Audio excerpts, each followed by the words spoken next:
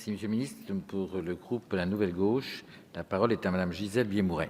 Merci, Monsieur le Président. Messieurs les ministres, tout d'abord, il convient de souligner la qualité et la densité du travail effectué par les rapporteurs sur les grands enjeux de la couverture fixe et mobile du territoire.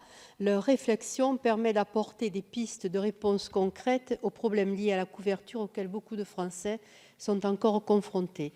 Malgré les ambitions affichées et les lourds moyens déployés, il subsiste une fracture numérique. La couverture des territoires ruraux et zones de montagne par des réseaux fixes ou mobiles doit constituer une priorité.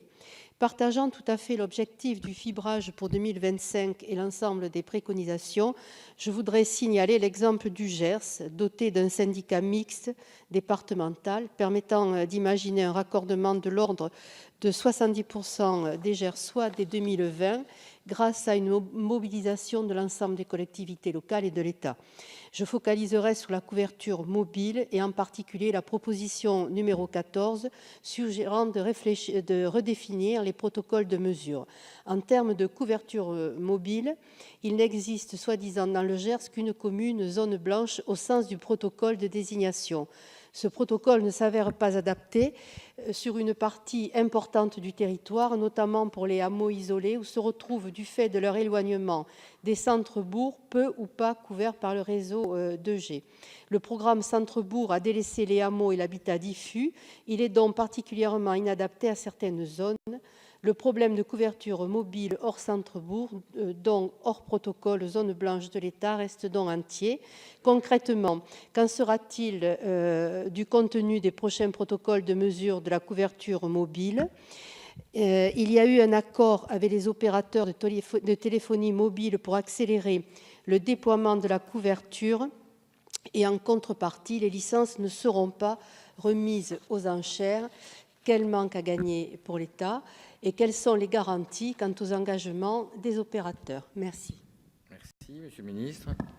Merci, Monsieur le Président. Vous posez 3 questions, Madame la députée. Sur la première, qui est de savoir quelle est la réalité sur, dans votre département, une seule zone blanche, une seule commune dite en zone blanche. Je pense avoir répondu à la question à plusieurs reprises. Effectivement, aujourd'hui, la qualité de service n'est pas la bonne. Et donc, dans l'accord que nous avons passé, nous avons redéfini une qualité de service. Donc, ça veut dire que demain, dans votre département, il y aura beaucoup plus de zones blanches, entre guillemets, une nouvelle définition qu'il n'y avait auparavant, qui est important parce qu'à partir de là, ça permet aussi d'intervenir, de se dire ces sites doivent être parmi les premiers dans l'accord et également doivent faire l'objet de mutualisation, comme je l'expliquais tout à l'heure. Deuxièmement, vous parlez de manque à gagner. L'accord que nous avons conclu, il fait un gagnant, ce sont les Français. C'est de se dire, aujourd'hui, on fait un accord qui nécessite un investissement supplémentaire de la part des opérateurs et qui fait un gagnant, c'est l'aménagement du territoire et l'ensemble des Français.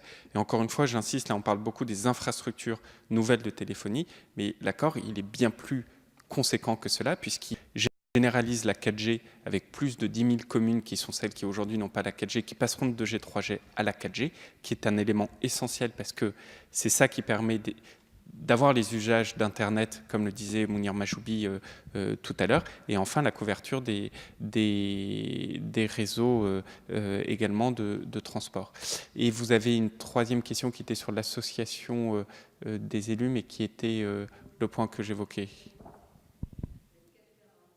Pardon, et la garantie, je l'ai évoqué, excusez-moi, veuillez m'excuser, la garantie c'est l'ARCEP, puisque cet accord a été signé sous le sceau de l'ARCEP, et l'ARCEP est le gendarme des télécoms, et l'ARCEP a des sanctions dans ses outils, pouvant aller jusqu'à une très grosse amende, mais surtout c'est l'ARCEP qui réoctroie au fur et à mesure l'ensemble des licences qui sont l'électricité des opérateurs.